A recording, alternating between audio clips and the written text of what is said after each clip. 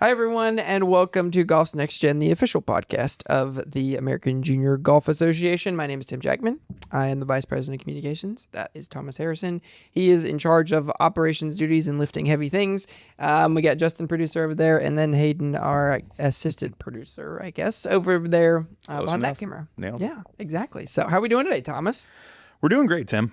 It's good getting back on the mic again. We're kind of wrapping up that professional golf season. We're getting close to wrapping up for the summer, so just winding down a few things. It's where the points races start to get a little tight, so it's always a little fun to see there at the end. Yeah, there's some big stuff coming up with the FedEx Cup playoffs with those events, and Rory sitting out the FedEx Cup the first event anyways of the playoffs. Yeah, it's one of those where it's just the format always gets brought up every year. Like it's one of my favorite golf arguments. Like I do enjoy when that gets people all fired I feel up. like there's no win. Like there's no win-win scenario in this. No, there's no format where everyone's going to love it. Like, because again, I personally don't love the current format, but I'm not going to sit here and act like I have a perfect solution to it because I just don't think there is one. Like, I think if I were to draw it up how I would think it would be best, I think you just cut the field down more after each. Like, I hate the staggered start, as I feel like that's everyone's complaint. Like, right. Well, thankfully, you're not doing that this year, which is, I think, good. But then that leads to the situation that we're kind of in with Rory, where it feels like the other events matter less. Exactly. I think it's one of those where that was always the complaint, the staggered start at East Lake, because then it was Scotty just running away with it the last couple of years. And so now it's He's more still going to run away with it. Yeah, no, it's not like we're going to rule out that possibility because I would say he's probably odds-on favorite to just go ahead and do that again. But I don't know if it's like you just after each round, do you just cut it down? Like I saw somebody talking about maybe you do like a daily reset, which again, that feels crazy because then it's like you could have a guy come out and shoot 62 and then that's great. You're starting it even again tomorrow. But at the same time, I don't necessarily hate that. Like that last day, make it truly anyone's game.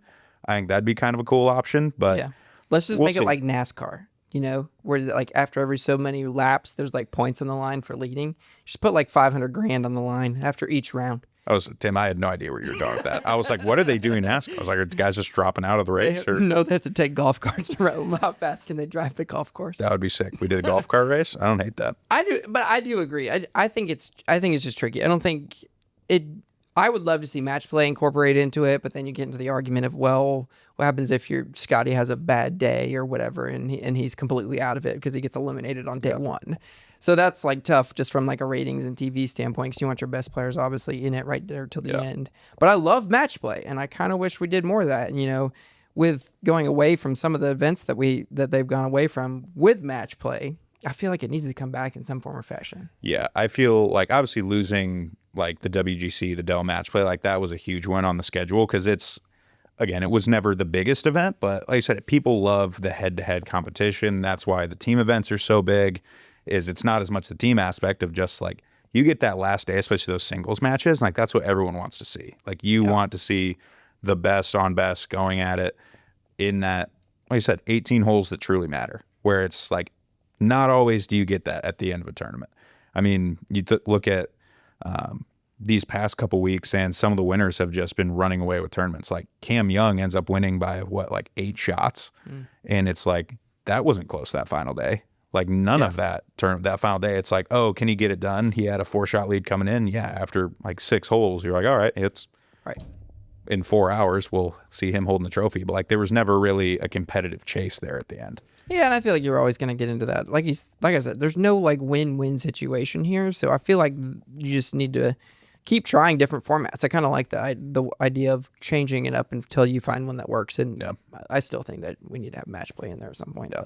It's like the home run derby where now everyone's like the swing off. Right. For the All-Star game, it was like that was the perfect solution for that. Right. Like, will that ever come into play in actual competition? No. But was that for one night awesome? Yeah. Yeah, they did a way better job this year with the home run derby. It was actually kind of entertaining to watch. Where they're just like, all right, well, this is how many swings you get. Have at it, Yeah. So I'm all for it. Like you said, try it out, see what works. If it doesn't work, like I think the biggest thing is just not being too proud to try to say like, oh, we're doing great with this. Like, no, if it doesn't work out, try something else. Like we don't have to be locked into one thing.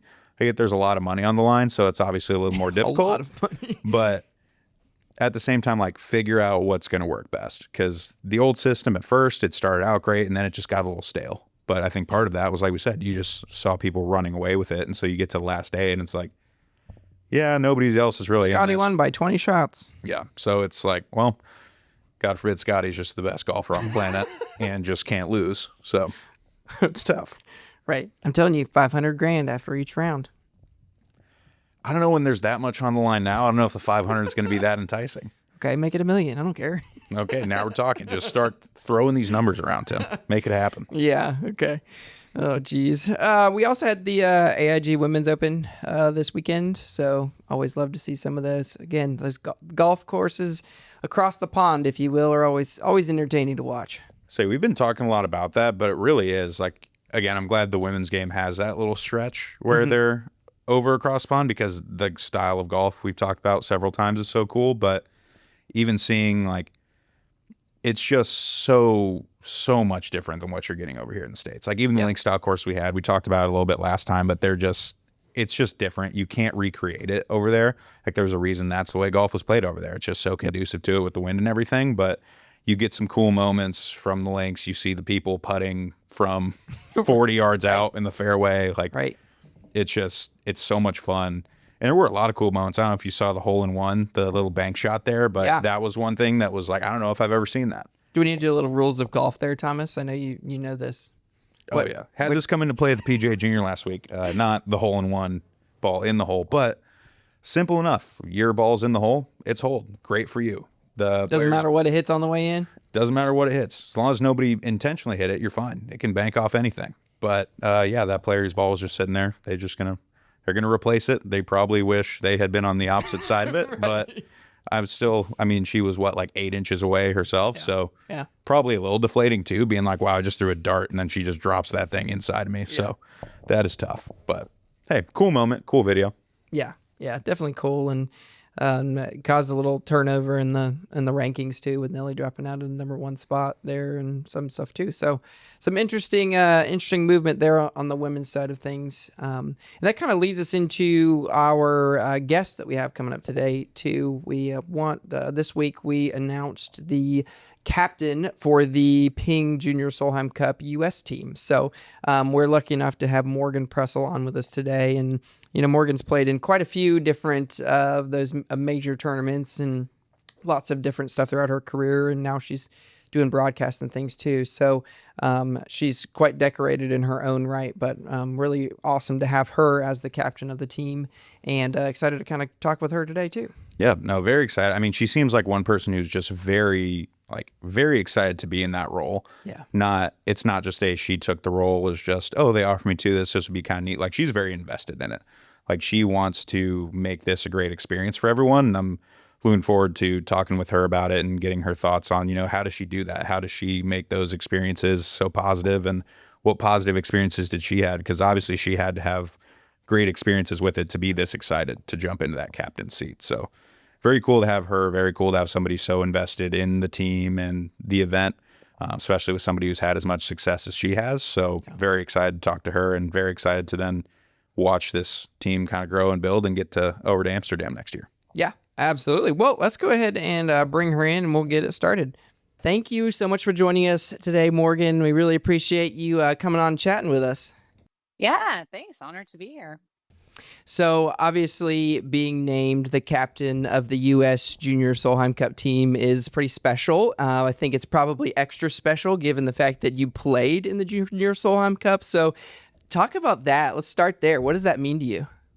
Yeah, I mean, I had the honor of playing in the very first Junior Solheim Cup, and back in 2002, I believe. So really, for it to come full circle to lead the junior team, Team USA, I mean, I'm such a proud American, always been so proud to be part of the Solheim Cup in every capacity, from a player on the junior to a player in many Solheim Cups to being an assistant captain for the Solheim Cup the last couple of iterations, and then now to be part again of the Junior Solheim Cup. I'm really honored, and I'm excited for the opportunity to get to know a lot of these young players, the future stars of the game, and just to continue to make our country proud. Now, and when you got the ask to be the captain, was this something that came as a little bit of a surprise to you, or is this something that maybe you kind of had your eyes set on given your history with the junior and the professional Solheim Cup? Yeah, when John Solheim asked me, he said, "Would this be something you're interested?" I don't want to say that it never crossed my mind, but I was just kind of like, "Wow, that is so cool!" Like I was really blown away and honored by the ask, and just like I said, for it to come full circle, for me to, it's also kind of given me an opportunity to reflect a little bit as well on, of course, the AJGA and everything that it has meant to my career as a junior golfer, spending many, many years competing in AJGA events, really honing my skills. And then, I certainly in my position now as a broadcaster, I get to watch these young stars compete on many different events, and some of them even in professional events through exemptions or things like the US Open. So to see them up close and really get to know them, and to see just kind of even the evolution over the last, now I'm going to age myself, 20 plus years since I was a junior golfer. It To see how things have changed. It's going to be fun. Yeah, you mentioned a little bit about kind of the memories and stuff. Take us back to 2002, and then 2005. You played in both of those. Take us back there. What are some things you remember that kind of get you excited about coming back in a different capacity? Yeah, I remember, 2002 was new. Everybody was really excited to be part of that first one. A lot of my good friends were on that team, still good friends. And then, 2005 it was sort of, I knew it was going to be the end of my amateur career. So a little bit different. I kind of almost at that point had my sights set on, playing in the next Solheim Cup, which I ended up achieving. So that was really cool to stand on that first tee and think maybe next time, this will be me. But you've had the opportunity to be part of several of those teams on the junior and professional side. So, what about some of that team culture, obviously being so important, do you hope to bring to the U.S. team as the captain? Yeah, I've really learned a lot. Sorry that my dogs are barking, but I really learned a lot from watching Stacy, watching her up close. I've certainly learned a lot from all the captains that I have played for.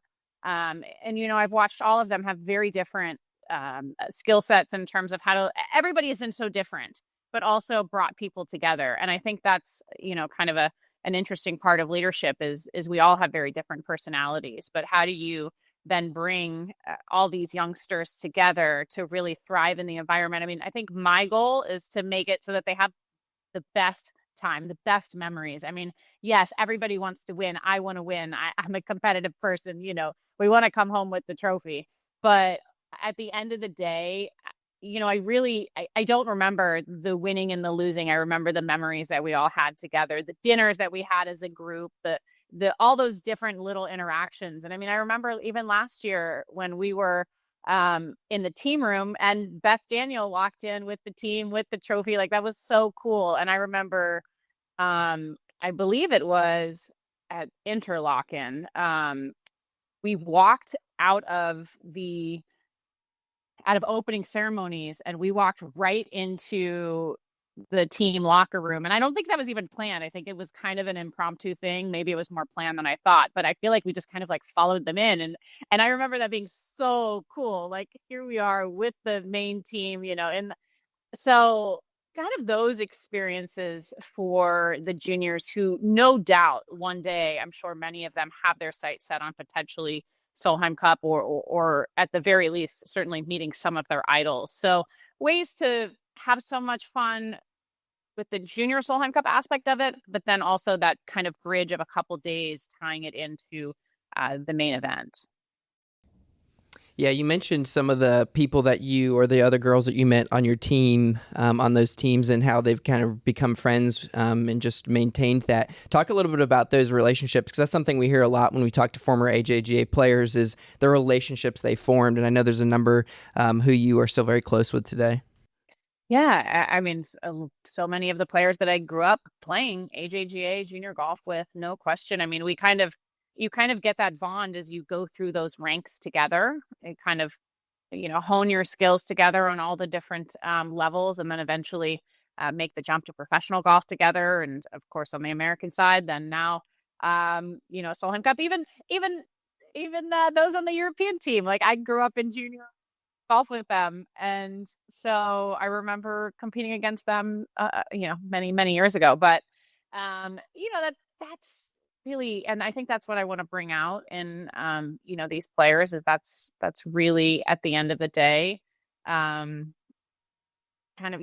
is in golf you win a lot less, you lose a lot more than you win, I should say. And it really is about, it's a lonely sport, you're out there by yourself, so to be able to come together in this team environment and really learn from each other and help hype each other up and really encourage each other, you never get that experience in this individual sport. So to be able to do that, to be able to do it for your country, to be able to wear red, white, and blue, all of that is just, I think, kind of the things that I really want to stress to these players to make them come together, to build those bonds, those friendships, that there's nothing quite like it. I kind of say that, I never went to college, but if there was a sorority, it would have been the Solheim Cup for me. And, that would have been kind of my, just really way to build those kinds of bonds and relationships. And with those bonds that you form, do you ever find yourself having those conversations about those specific Junior Solheim Cup experiences or those early on team experiences now that you can reflect back on and kind of laugh about in the moment? Oh, definitely. I mean, there's always epic stories. There's always epic stories that we come back to that we laugh about, but probably some of them I can't even share, but it's, that's what makes those memories. That's what the week is really all about, is having that time to turn off the golf brain and just really enjoy the experience. I mean, we're going to be in Amsterdam. Like, it's going to be amazing. And, to think these junior golfers getting that experience, it's life-changing. Yeah, we were talking to Mark Oscarson. He was talking about impromptu dance parties and all sorts of fun times. So I'm sure there'll be a lot of memories we'll be able to make with them. Are you thinking about strategy already? I know you kind of got a year to go, but you said drawing from other captains that you've been under in your experience. You kind of thinking about that already? Yeah, I think it's going to be a little bit different as I probably don't know the players quite as well as, say, a professional team that I had been a part of the last couple of years. So I think, the strategy is for me is to get to know the players and to really learn their strengths and their weaknesses. And I think strategy relative to who plays what and how to, that's much further down the road. But I think, for me, it's just going to be making sure I'm available to the players if they need anything, and just kind of know that I'm there to support them through this experience. And I want to do everything that I can to help them succeed. That's kind of my job. And it's always fun to see a captain that's so passionate about helping the U.S. team and these junior golfers. And so it seemed like kind of a common theme for you throughout your career of the wanting to give back and mentoring young golfers. Where did that kind of start out for you? Well, I think I was fortunate to have some of the most incredible mentors, on the planet, and almost all of them Solheim Cup players. And, comes from that. I mean, the previous Junior Solheim Cup captain, Beth Daniel, of course, Meg Mallon, Nancy Lopez, Julie Inkster was my big sister when I joined the tour. So just these incredible players that I looked up to, who then became great friends. And that's just a really neat part, I think, of the tour itself. Of, the LPGA is really trying to encourage that kind of mentorship. But I'm really excited to see, and I have filled that role myself in terms of mentoring some of the youngsters. Like Jessica Corda was one of my little sisters, which is a program that the tour does to big sister, little sister. They've changed it a little bit over the years, but the general idea is to pair a veteran with a rookie to help them kind of navigate the tour and through the ropes. So to do that now on a even junior level is really cool. And I know I've talked to Beth about it, and she said she still keeps in touch with a lot of her juniors and keep tabs of, what they're doing, what the college progression, of course, that comes kind of late in the junior's career, and is there's no question that Beth will be there for any one of those players for the rest of their life, and that's kind of the neat bond that I really am hoping to develop with a lot of the players. Yeah, we see that a lot with the Junior Solheim Cup and the Junior President's Cup too. Just a lot of that bond there that kind of forms and keeps growing as they progress in their careers. So that's awesome. Talk about a little bit about your foundation, kind of what that's about, kind of what brought you to start that, and kind of some things you've got going on there. Yeah. So my foundation is a breast cancer focused charity. It somewhat ties back to the Junior Solheim Cup, which is kind of hard to believe, but my mother passed away from breast cancer when I was 15. And it was actually the day I was supposed to be leaving for Sweden for the Junior Solheim Cup that would have been 2003. And I remember I I was obviously in such a mental state, but I just wanted to go. I was like, I want to get out of here. I want to go. I want to go to Sweden. I want to play. I want to be part of that. I need to escape my reality, which was here. Of course I didn't do that and I wasn't allowed to do that. But I remember I had already prepared for all of these ribbons and all of the stuff that I had made for the team. So we went to FedEx the next day and I shipped it over. And I remember the players all sent me pictures and videos and things like that, pre-cell phone days, but they must have, I don't know, somehow they sent it to me. At least pre photo phone days. But yeah, I remember that being really touched by that they were there and wearing the ribbons that I had made and things like that. But yeah, so my mother passed away from breast cancer, and that's really the impetus of the start of the foundation and wanting to give back and wanting to make a difference, especially locally here in South Florida, where I live, where my mother was treated, where she was battling. And our hope is to really help other young families, especially who get that dreaded diagnosis of breast cancer, and how do we help them catch it early? That's a big mission of ours, is early detection. So we have Mamavan, a bus that travels all around South Florida. We actually have a second one coming like this week. So I keep getting pictures. I'm really excited for the reveal of that. So we're going to have 2 Mama vans on the street. We have a genetic testing center. We also have a nurse navigator program with MedStar, actually in the DMV, Georgetown, DC area. So we've got a lot of different projects, a lot of things going on. It's been 18 years now. We've been really fundraising to, just save lives and try and make a difference in the lives of those battling breast cancer. So, we can just help save lives. Yeah. And I mean, like you talk about, oftentimes it's just so much more than golf. Golf is a great facilitator of some of these things and trying to make a difference. And I know we try to preach a lot of that with our Leadership Links program and other things with the AJGA of getting those kids involved. But what recommendations would you have for juniors who maybe, whether it's going through a tough time, they just want to get involved? Like, what are some of those first steps they should take when they're trying to make that impact?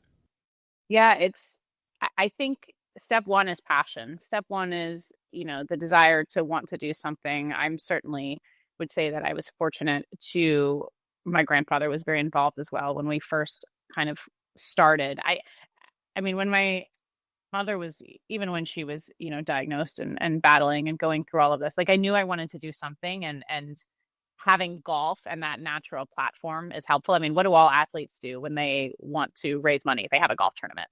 So we already know the ropes there.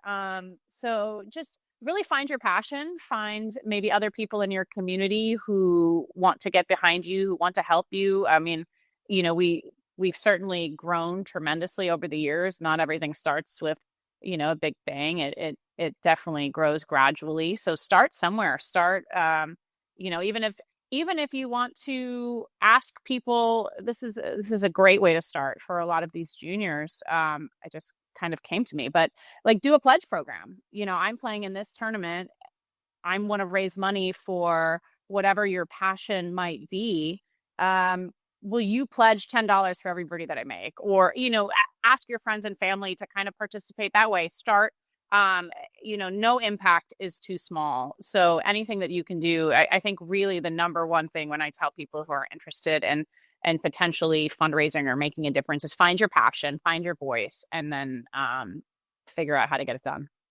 Why don't you talk a little bit about getting started in golf? We always kind of like to hear about that. So how did you start playing golf? What age, and what was that process like? Yeah, I started when I was about 7, 8 years old. I kind of say 8 was kind of when I started competing and kind of small little events here in South Florida. I kind of grew up playing tennis. I come from a tennis family. My mother taught tennis. And my grandfather said that at 7, he could tell that I was too slow to play tennis. So he switched me to golf. So, a little insight into my life. Thanks, Grandpa. But, now that I've picked tennis back up, I can tell he was right. Definitely too slow. But that's kind of the rest is history. I don't, I started competing in some 9-hole events, some junior things. I mean, golf was not as popular when I was growing up. It wasn't quote unquote cool. I think as it is now. I think it's a much cooler sport for young people to play. And of course, junior golf has just grown exponentially through a lot of these youth programs and things like that, which is amazing to see. But, I was more, there were some young golfers, but I was mostly, practicing by myself. And my grandfather, of course, was very instrumental. He would take me out to the range most days. And, yeah, I just, I loved it. I would say I loved it. I would say I certainly had a knack for it, which made me love it more. And I'd say that I definitely got a lot of encouragement from other people, even just people who came by the range and, said, wow, like great swing. So if you see a young kid hitting golf calls on the range, encourage them. Say, hey, wow, that's impressive. I love that. Just those little thoughts and those little things that you can say to these kids can really make their day. And golf, because golf is hard. So anything you can do to encourage them to pick it up. And I think it's such a life skill. I've really come to believe that golf is a tremendous life skill for a young person to have, and for so many different reasons. And even if they don't ever compete in any type of even a junior event or things like that, just to have the skill of the ability to hit a golf ball, it's going to serve them so well in life. And then one day when they do want to pick it up on a more regular basis later, they'll already have laid that foundation. So it's just, any way that you can encourage a youngster to get involved in the game, I think it's tremendous. Did you ever think that when you were a little kid picking up golf, that it would take you where it has taken you? I mean, with all the professional and broadcasting now and all of this stuff, just what is that whole journey? I mean, just when you think about it, what does that bring to mind? Yeah, I haven't really reflected on that whole journey all of that much, but there's no question. Golf has been my life for, almost 30 years now. And it has taken me all over the world, introduced me to some of the coolest people, places. I've had the opportunity to travel a tremendous amount. And it's such a community. And, now to then be on the broadcasting side. I worked the Olympics last year. How cool was that? Things that I maybe never really dreamed of even growing up, that just the game has brought me. And I'm so grateful. I'm so grateful to my grandfather for putting that club in my hand, taking the tennis racket out. Not to say maybe I wouldn't have done okay playing tennis, but you can't look back. You can just say, wow, thank you, because it's really, it has been my life, and it has been. I'm so happy to still be involved in the game as well, even in a different capacity. And it's such a special game for life. Yeah, I think it's one of those things we reflect on all the time, and I really like that you brought up just how much of a life skill in general it is, because we had a panel at an event recently where several of the college coaches were just talking to the juniors saying, listen, even if you don't go on to play past collegiate golf, or you don't end up playing professional golf, think about how impactful that is for you in your life. And so with some of those places it's taken you, Do you think there was ever a moment where you sat there and looked at something and be like, wow, like never even I thought I would get here, but the game of golf has been able to give me this opportunity? Yeah, I mean, I think have just been fortunate enough to have a lot of those types of pinch me moments. And, some of them certainly have come in and around Solheim Cup activities and, beating presidents in the Oval Office. I mean, some kind of wild things that through golf I have had the privilege and the honor to be part of. And it's just, there are a lot of moments where, maybe you're traveling across the world and you're tired and it's this, and because it is a hard life at times, but to really step back and say, wow, like, look at how amazing my life has been because of the game of golf. It's pretty cool. Okay, I think we got a few personal questions before we kind of wrap up here. First, talk about your dogs. We saw them a little bit here. How many dogs do you have? What are their names? Coming to my legs here. They're like, so how many dogs? Attention. I have 2 mini golden doodles. Yeah, Zoe and Lily. She heard me say her name, so she's looking at me. Zoe's 7 and Lily's 4. And they're my babies. People say, do you have children? I say I have 4-legged children. So So obviously not going to be able to pack them in the bag with you, but is there something non-golf related that has to go in the bag when you're packing for the Junior Solheim Cup? Something non-golf related that has to go in the bag, like a superstitious thing?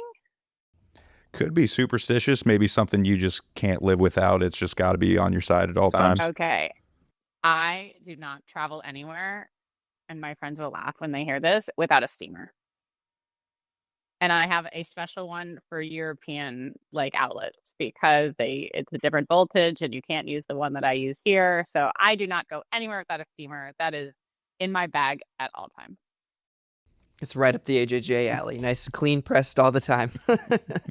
So if you ever see me with a fleece shirt, you know that my steamer broke.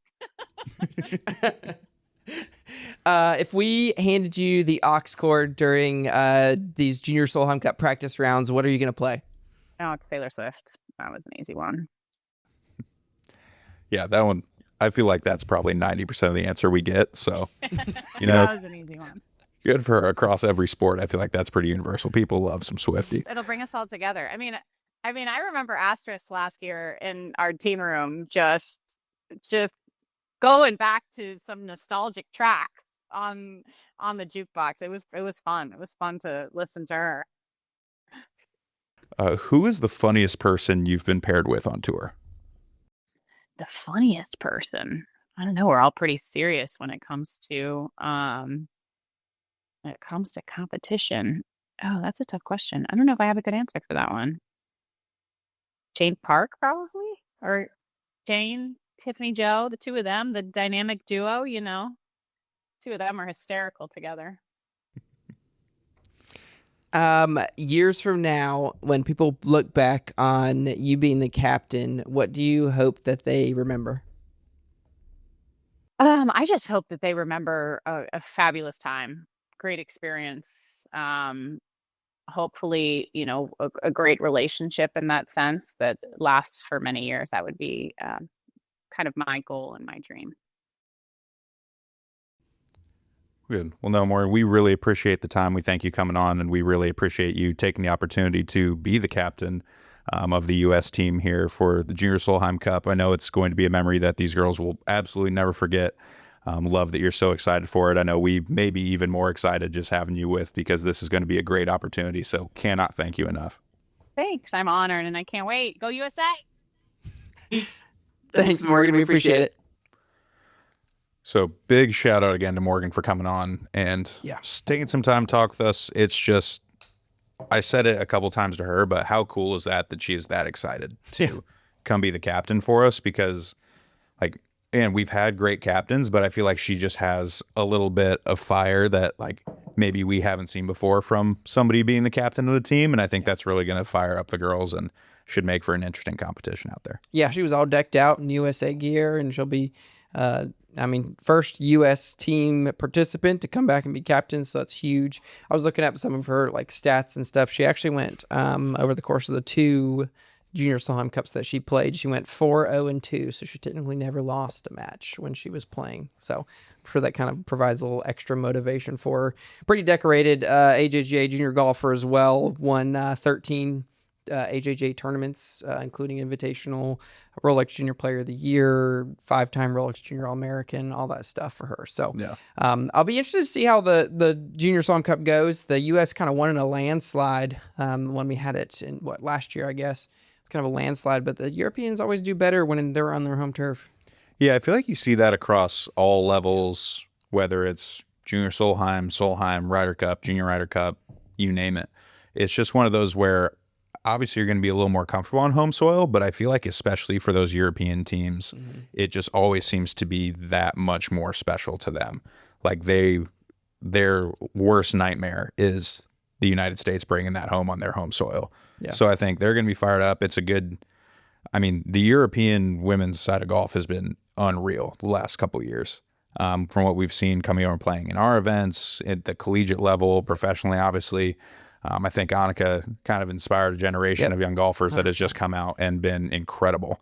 And so you look at everything Stanford's been able to do with their squad. And again, a lot of those are some Junior Solheim Cup alums that have come out and had a lot of success very early in college. So cool to see. You know they're going to be ready. So it should be interesting. I know probably the journey for her starts now, doing a little bit of scouting, looking at that points list, who's going to be in the hunt here. So very cool and very excited to see that for her. Yeah, hopefully we'll be able to get her out to a couple events, some of our girls invitationals here over the next year or so. She can really see the players. And, I think logistically speaking too, you were talking about, the European team being on their home soil. Like logistically speaking, it's got to be a huge advantage too. And I mean, this has got to go for all those events, right? You're not having to travel essentially across the world to go compete, and that's got to be a big factor in all this. You're much more comfortable. I mean, obviously some of them still have to travel a decent bit, just wherever they're coming from in Europe, but still, it's a lot less than it would be here. And they typically, those players aren't necessarily ones that are going to be in the U.S. playing in like other events. They're going to have come specifically here for that. Yeah, so very excited to see that. Again, those teams have been. I feel like the Junior Solheim Cup, more so than some of the other team events we've seen, has been a little more one-sided the past couple iterations. I know the U.S. had a pretty big win, but again, last time we were over in Europe, I know the Europeans won it pretty handily. And so it was a pretty big turnaround, I think, they had that year. Yeah, so it has been a very much kind of location dependent. So interesting to see if, the United States is going to have a loaded lineup. I don't think there's any doubt about that. There's a lot of good young golfers who are kind of competing for those spots. And so interesting to see if they can kind of break that streak, because it's proved to be very difficult to do, and not many have been able to do it so far. Yeah, all-time series is 8-4-1 Team USA, or the U.S. team. So, but it's been split. The last 4 have been split between the two. So that'll definitely be interesting. Man, all this golf's got me fired up about the Ryder Cup. I cannot wait. I'm excited. I mean, with Bethpage just being the venue that it is obviously such an incredible venue to host. And so just the history of previous events there, whether it's the U.S. Opens or just going even further back, it's just going to be one of those things like, the fans in New York are going to be rowdy. Yep. That's kind of what we've come to expect and appreciate about these team events, maybe more so than even the past, is like people understand that they want to go be rowdy on that first tee. Yep. Like I can't even imagine what that environment's going to look like for that first tee shot at the Ryder Cup, because it's going to be something. You saw when the PGA was in New York and those fans were going crazy. Yep. Like they're going to take that and they're going to feed into that a little bit. So very interesting to see where those last couple spots on the team end up. Again, the Captain Keegs talks are heating up. Yeah, it's going to be interesting. And so who knows? I think at this point he's got to be on the team. I just don't see any way he can't do it. I'm with you. So, no, I'm very excited. That's going to be a good weekend in sports in general. You've got that. That's right when college football's kicking off.